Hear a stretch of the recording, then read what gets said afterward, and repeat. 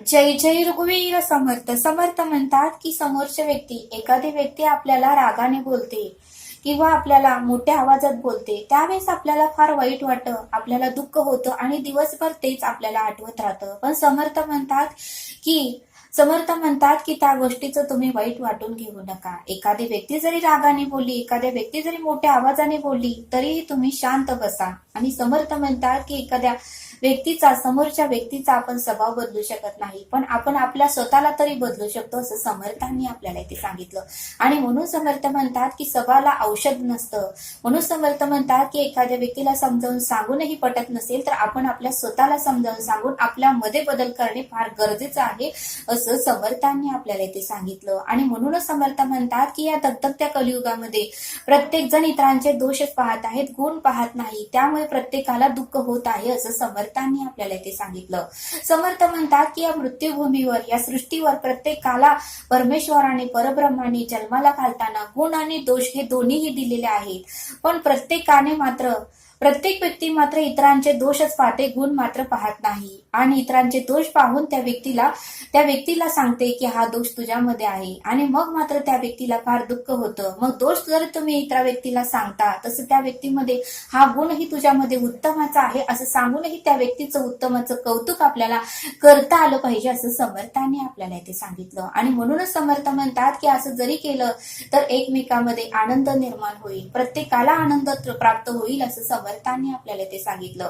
आणि म्हणून समर्थ म्हणतात की प्रत्येक व्यक्तीमध्ये गुण आणि दोषच आहे. मग आपण समोरच्या व्यक्तीचे दोष न पाहता त्या व्यक्तीचे उत्तमाचे गुण पाहून ते गुण आपल्यामध्ये कसे आत्मसात करता येईल, आपली उत्तमाचे गुण आपल्यामध्ये कसे प्राप्त होईल, याचा तुम्ही विचार करा, असं समर्थांनी आपल्याला इथे सांगितलं. मान्य एखाद्या व्यक्तीमध्ये दोषही असतात, पण दोष सोडून द्या ना, गुण पहा, असं समर्थांनी आपल्याला इथे सांगितलं.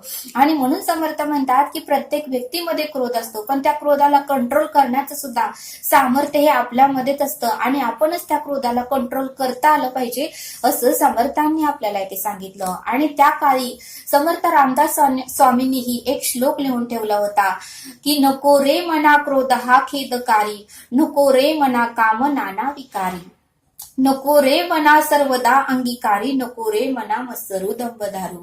या श्लोकाचा अर्थ समर्थ रामदास स्वामींनी आपल्याला असं सांगितलं आहे की हे मना, दुःखदायक असा क्रोध, नाना विकारांना उत्पन्न करणारा काम, दुःखदायक असा क्रोध आणि नाना विकारांना उत्पन्न करणारा काम, याच्यापासून नेहमी तू दूरच राहा, त्यांचा अंगीकार तू करूच नको, मत्सर आणि दंभ याचे तर ओझे तू मुळीच वागू नको, मत्सर आणि दंभ याचे तर ओझे तू मुळीच आपल्या मनामध्ये वागू नकोस. कारण कामाने आपल्या मनामध्ये असंतोष निर्माण होतो, तर क्रोधाने आपले विकार निर्माण होतात. क्रोधाने आपल्या मनामध्ये अनेक प्रकारचे विकार निर्माण होतात. क्रोधाने स्वतःवरचा ताबा जातो. मत्सर, मद, मोह आणि दंभाने मनशांती ढळते. मत्सर, मद, मोह आणि दंभाने तर आपल्या मनामधली मनशांती ढळते, आणि ती आपल्या भक्तीच्या आड येते आणि आपल्याला भक्ती करू देत नाही. म्हणूनच तू या सहा विकारापासून नेहमी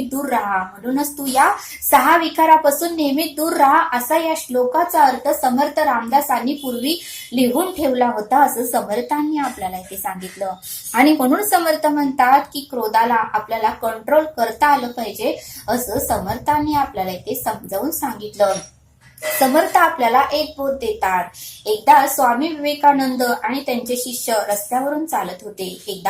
स्वामी विवेकानंद आणि त्यांचे शिष्य रस्त्यावरून जात असताना आणि बरेच लोक स्वामी विवेकानंदाचा विरोध करणारे स्वामी विवेकानंदांच्या समोर आले आणि स्वामी विवेकानंदांना बरंच काही बोलू लागले, रागाने बोलू लागले, मोठ्या आवाजाने बोलू लागले. तुम्ही काय असं वनवन फिरता, तुम्हाला घर नाही, दार नाही, तुम्हाला संसार नाही, तुम्ही भगवे वस्त्र घालता, तुम्हाला काय येतं. बरंच काही त्यांना वाईट वाटेल, त्यांच्या हृदयामध्ये दुःख होईल, त्यांना मनामध्ये अश्रू येतील, त्यांच्या डोळ्यात अश्रू येतील, असं ते बरंच काही स्वामी विवेकानंदांना बोलले.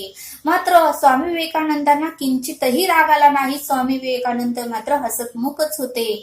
पण शिष्यांना मात्र स्वामी विवेकानंदांना समोरची व्यक्ती बोलत आहे हे पाहून मात्र स्वामी विवेकानंदांच्या शिष्यांना मात्र फार वाईट वाटू लागलं आणि शिष्यांना राग येऊ लागला. त्यावेळी स्वामी विवेकानंदांनी शिष्यांनाही शांत बसण्यासाठी त्यांना सांगितलं.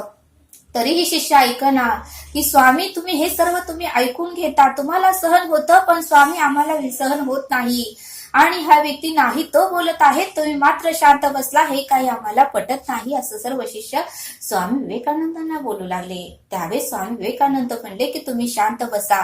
बरंच काही बोलणं झाल्यावर स्वामी विवेकानंद मात्र शांतच होते आणि भरपूर बोलल्यानंतर ते लोक मात्र तेथून निघून गेले. मग मात्र शिष्यांना दम निघाला आणि मग मात्र शिष्य बोलले की स्वामी तुम्ही असं का बोलला, तुम्ही काहीच कसं काय आम्हाला बोलू दिलं नाही, तुम्ही आम्हाला शांत बसण्यासाठी का सांगितलं. त्यावेळेस स्वामी विवेकानंद म्हणाले थांबा बाळांनो, मी तुम्हाला सगळं काही समजावून सांगतो. बघा म्हणले, तुमच्या घरामध्ये जर तुमच्या मित्राने किंवा तुमच्या नातेवाईकांनी तुमच्यासाठी एखादं महागातलं गिफ्ट आणलं, एखादी महागातली वस्तू आणली, तर तुम्ही ती घेतली नाही तर ती वस्तू त्यांच्याकडेच राहणार ना. तुम्ही तर ती वस्तू घेण्यासाठी नाकार दिला किंवा तुम्हाला तर ती वस्तू पसंत पडली नाही, तर ती वस्तू तुम्ही त्यांना माघारी दिल्यानंतर ती वस्तू तुमच्याकडे राहील का पाहुण्यांकडे राहील.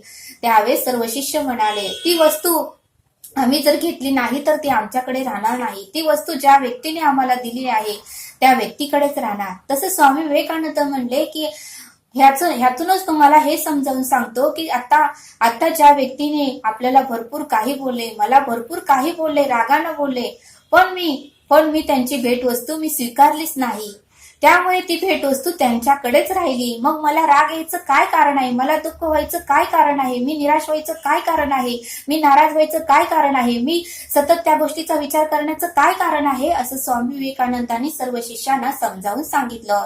त्यावेळी सर्व शिष्यांनाही आनंद झाला आणि स्वामी विवेकानंदांची सर्व शिष्यांनी क्षमा मागितली की स्वामी आम्हाला क्षमा करा, आम्हाला काहीही माहिती नव्हतं, पण तुम्ही आम्हाला विवेकातून सर्व काही समजावून सांगितल्यावर आमच्या रागावर कंट्रोल झाला, आम्ही आमचा राग शांत केला. बघा म्हणले समर्थ, या बोधातून आपल्याला हे शिकायला मिळतं की जेव्हा कोणी आपल्याला एखादी व्यक्ती रागानं बोलते किंवा मोठ्या आवाजात बोलते, त्यावेळेस आपणही असंच समजायचं की मी त्याची भेटवस्तू स्वीकारली नाही, मी त्याचे शब्द स्वीकारलेच नाही, तर मला दुःख व्हायचं काय कारण आहे, मला राग यायचं काय कारण आहे, मला निराश व्हायचं काय कारण आहे, मला नाराज व्हायचं काय कारण आहे आणि मी विचार करायचं काय कारण आहे, असं आपल्या मनाला आपण समजावून सांगितलं पाहिजे, असं समर्थांनी आपल्याला या बोधातून समजावून सांगितलं. आणि म्हणूनच समर्थ म्हणतात की जरी एखाद्या व्यक्तीने आपल्याला मोठ्या आवाजात बोलले, रागानं बोलले, तरी आपल्याला शांत बसता आलं पाहिजे, असं समर्थांनी आपल्याला इथे समजावून सांगितलं. तरी आता आपण येथेच थांबूया. धन्यवाद. जय सद्गुरू.